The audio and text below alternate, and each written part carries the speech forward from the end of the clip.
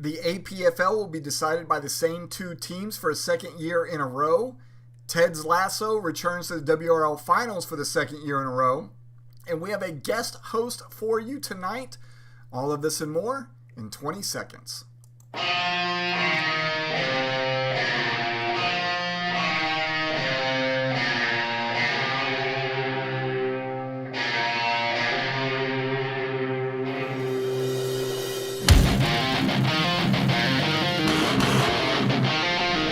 Hey fellow fanatics, welcome to the Fanatically Real broadcast, sponsored by Sport Management Solutions, your one-stop shop for all your athletic communication needs.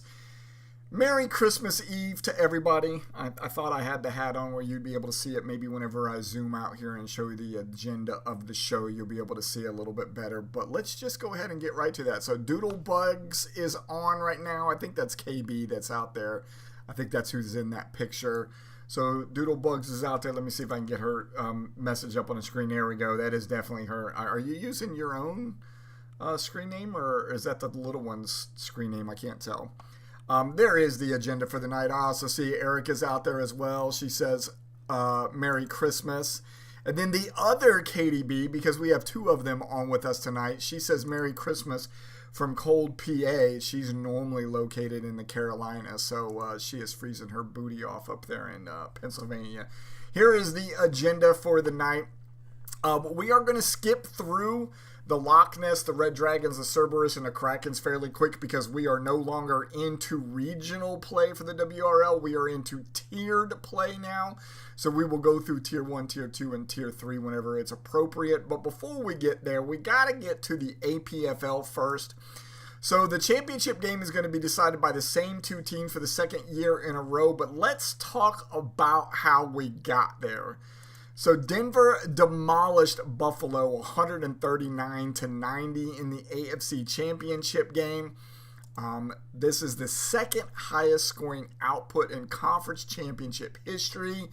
And Denver handled the Mafia for the second consecutive season-ending game. Mafia losing to the Mustangs. So this marks Denver's second consecutive AFC Championship victory over Buffalo. Last year, the Mustangs won 158-81, which was a 77-point win. This year, they won by just 48. We'll look at 49 after you round it. A little bit less offense from Denver this year, but it's pretty good on the defense for the Buffalo putting up the 90 points that they did this year compared to the 81 from last year. So now Buffalo's lost two straight conference championship games to Denver by a combined 125 points. Now on the NFC side, Detroit ended up defeating Seattle 108-84 in the NFC championship game. Detroit is now advancing to APFL Bowl 4 for the second consecutive season. And they earned another opportunity to claim the franchise's first championship. So the Pride posted 108 points on the road against the 2022 APFL champion Seattle Raptors, proving that championship experience and home field advantage can't overcome elite execution when title berths hang in the balance. So here's where we're at with the APFL playoffs right now. So again, Denver and Detroit will meet in APFL Bowl 4, which is a rematch of last year's title game. Mustangs won that game 149-135 over Detroit.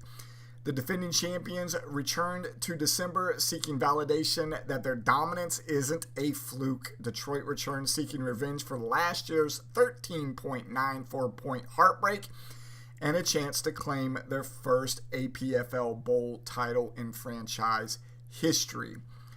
Denver owns a 2-0 lifetime record against Detroit, including last year's championship. They also beat Detroit in a regular season game in 2023. It was week 5. Denver won that game 161-104. Let's see. So Jason says, update to YouTube. They are now showing usernames like this. This is to have consistency between platforms. This is what you sent me the other day, and I was trying to quite figure out what that meant. Now I understand what it does mean. Okay, so that must be why I'm seeing Katie's up as doodle bugs like that right now. Metcalf is getting coal in his stocking this year. That's coming from Paul. That's funny. All right, let's move on to the Tier 1 games. Let me get my face back up here again. Like I said, we're going to skip past the Loch Ness, the Red Dragons, the Cerberus, and now we're on to the Krakens region, which is where we're going to talk about all of the tiered playoffs for the WRL. So let's talk about this first game that we have. So first off, we said at the top of the show that Ted's Lasso is returning to the WRL Finals for its second straight season, but let's talk about how we got there for that as well.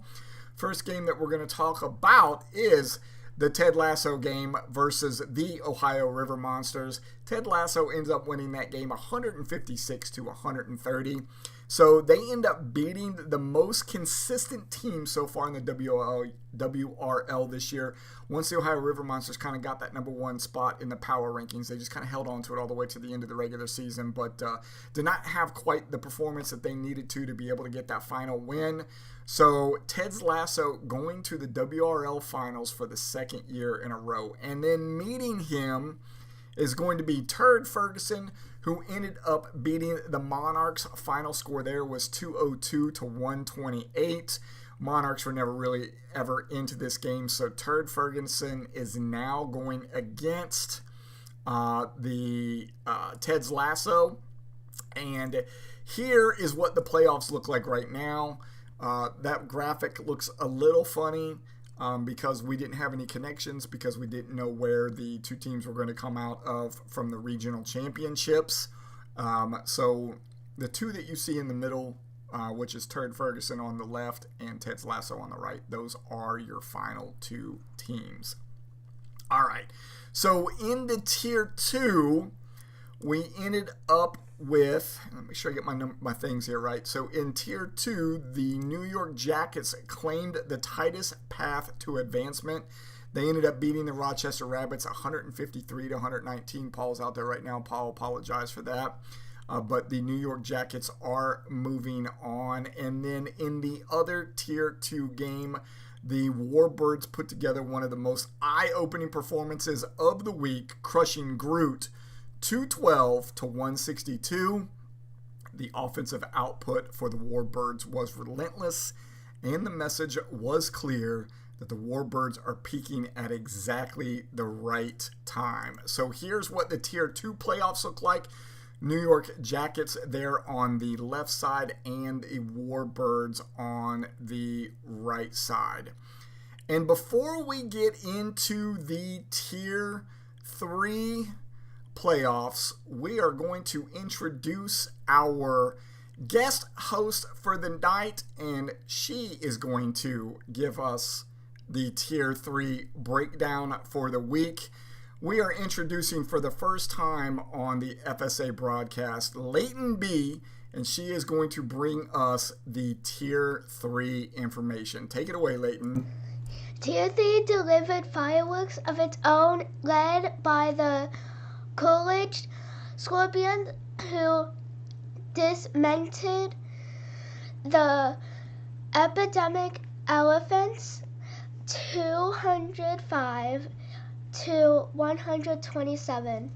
It was a complete performance and one of the most lopsided playoff wins at any tier this week.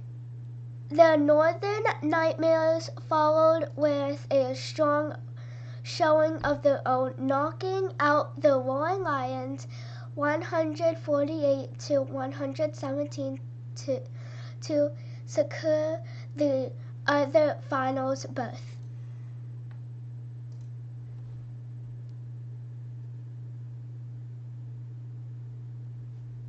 You gonna bring it back to me?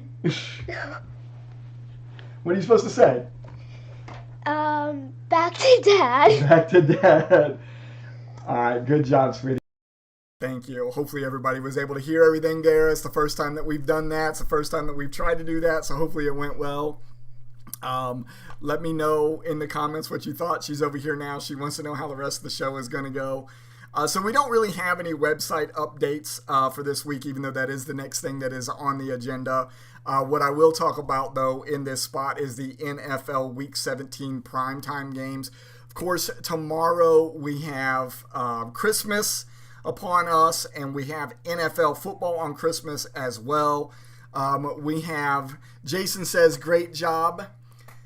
Katie says that she did awesome. Erica says, oh my God, so cute. And that I've got some competition that you could take my job from me. So we got to do a little practice. I tried to get her to work with me all day on that so she would be comfortable in front of it. Couldn't draw her or pull her away from her tablet. So what you got tonight is what you got. But everybody says great job. Let me see if I can go through these real quick. Let's see. Let me go through these really quick. I'm not sure who WAB 1955 is. So whoever that is, make sure you let me know who that is. With these new screen names on here, I'm not exactly sure who that might be. Erica says, oh my God, so cute. You have competition there. Jason said, great job. Paul says, expertly done. Hope you're taking notes, Brian. And Jason says, YouTube star in the making. All right, so primetime games. We got Christmas tomorrow, of course. We've got 3 games. We got Dallas at Washington at 1 p.m., Detroit at Minnesota at 4:30 p.m., and Denver at Kansas City at 8:15 p.m. Now, I've got all of these times off of ESPN earlier today. I believe if there was any flex in the schedule, that's already been taken care of, so I think what I'm telling you is legit. Oh, it's Gratz. Hey, man. How are you? I didn't realize. You'll have to tell me what WAB 1955 is. I'm going to assume that has to be something to do with a parent, maybe. Year sounds about right for you. And hello. Then on Saturday, we have 2 games. We have Houston at the Chargers. That game kicks off at 4:30. And then we have Baltimore at Green Bay. That game kicks off at 8 o'clock. We have a normal Sunday night game, which is going to be Chicago at San Francisco. And then a normal Monday night game, which is going to be the Rams at Atlanta. Kick off the normal 8:15. So, like I said, no real website updates for you all this week. We won't go hot and heavy on next year like we did last week. We want to end on a good note because we have Christmas tomorrow, right? Yeah. Christmas tomorrow. I know you're excited. It'll be the only time that you wake up probably before noon since you've been out of school for the week. I wouldn't doubt it. But let's talk about the FSA Sunday Ticket for a second. So I kind of gave you the rundown of what the games are going to look like this week. Because we have the 3 games on tomorrow, Christmas, we have the 2 games on Saturday, and we have the Monday night game as well. We only have 10 games on Sunday. The games have been loaded into FSA Sunday Ticket, so not a lot of points to get this week. But they are there. There's still a good run of the top 5 or 6 people that are out there. But next week should be a really, really good chunk of being able to get points. It's going to be like us doing the biggest chunk, like us fighting all the way to the end. Because usually on the last week of the season, all the teams play on Sunday. Now, there's a possibility, I think last year there might have been a Monday game. Jason and I were talking about that earlier, so I don't know. But if you are still in it, going into week 18, you have a very strong chance of getting yourself at the top because all of those teams play on Sunday. All right, that is it. So the next broadcast is going to be again next Thursday. Guess what day that is? That's going to be on January 1st. That's going to be on New Year's Day that we're going to do it. Now, I don't know if we're going to do it at 7:30 or 8:30, but this one will probably be back as a guest host again if we can get her to practice a little bit more this time. And Daddy needs a little bit of work on making sure I get the transitions better than what I did this time. But I want to thank everybody for coming out to the show. If you liked tonight's broadcast, make sure you go out and like, share, subscribe to all of our social media, to our YouTube channel as well. I have to thank Sport Management Solutions. They are the title sponsor of Fantasy Sports Alliance. And, of course, I have to thank The Recast, the official music of the Fantasy Sports Alliance. I hope you all enjoyed the show tonight. I hope you enjoyed the guest host. Thank you for guest hosting with me. I appreciate you. Everybody have a great Christmas tomorrow. We'll hit you up on Discord. And remember, we are Fanatically Real. You all have a great night.